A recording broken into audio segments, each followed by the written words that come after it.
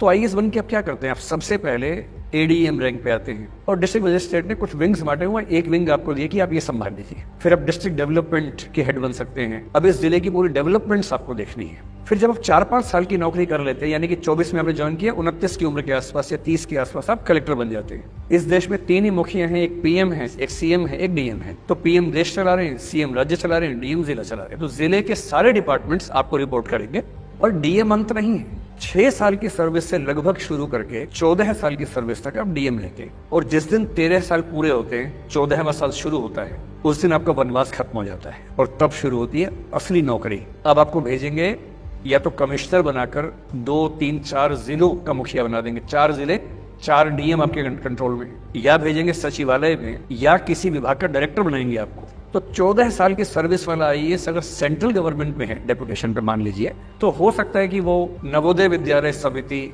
या सैनिक स्कूल्स का हेड बन जाए। और इसका मतलब है कि देश विदेश में जितने सेंट्रल स्कूल्स हैं या जितने सैनिक स्कूल्स हैं, वो सारे आपके कंट्रोल में हैं।